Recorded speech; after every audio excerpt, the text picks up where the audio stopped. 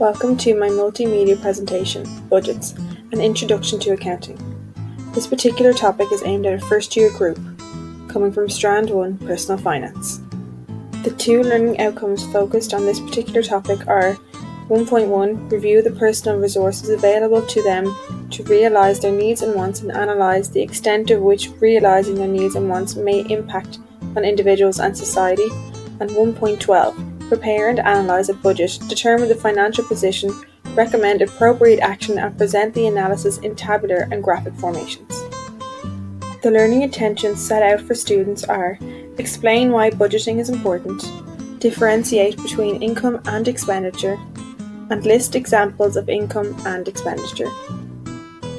The rationale and the importance of this topic is it gives students a concrete understanding of budgets and money. It enables students to utilise their key skills, which are heavily embedded in the new junior cycle. The key skills they will be using throughout this topic are managing information and thinking, being literate and numerate, managing myself, and communication through the use of pair work and group work. Small insight into accounting and helps to improve their numeracy skills and their confidence towards numerical equations. It teaches students about financial responsibility and is an important tool students can use outside of school. It also educates students on how to display information in tabular form. Assessing prior knowledge is a great way to try and engage students, as they are already engaged with the topic from maybe a previous subject or previous things they have learned outside of school. For instance, with this topic, students would have learned a lot about budgeting, money, interest and tax in primary school. Students may find it easy to connect with this topic, however, due to cross-curricular links, such as maths, utilising skills learned in maths like percentages, multiplication, subtraction and division. Budgets help to tie Strand 1 together, as students have covered needs and wants and the financial life cycle. There are many challenges that arise when introducing a new topic to students. One of these challenges can be new vocabulary. By linking words together such as income, expenditure and budget to words students are familiar with, such as pay, planning, outgoings, spending. This can make things easier for students to understand vocabulary and not to be confused over. When engaging in a new topic, it may be helpful for a teacher to create a keyword board. This allows students to see the keyword board every day during lessons, and they can also refresh their memory on the keyword and the understanding and meaning of it. In business, a big part of understanding questions is verbal reasoning. Students will need to carefully read and decipher the question and figure out what it is they are exactly being asked, especially in accounting, as students may get confused between weeks, months and years and need to pay close attention to what the format or the template months are provided. Teaching students how to read the question carefully can help to eliminate problems with verbal reasoning. It can allow students to then carry this forward into other subjects as well. Budgeting can be a new concept to students, and they may not have experienced this before. So, using different examples that students may be familiar with can help to alleviate the challenge and the fear. Differentiation plays a big part in every classroom today. Teachers need to assess their lessons and differentiate the topic for every student in the classroom.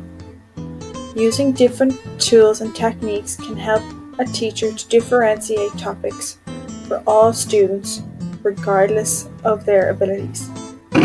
There are many techniques a teacher can utilise to differentiate within their classroom. They can use traffic light cards, minimise the amount of reading and writing in a class by using visual aids, and having students verbally answer questions. Higher and lower order questioning is a great tool to use within the classroom.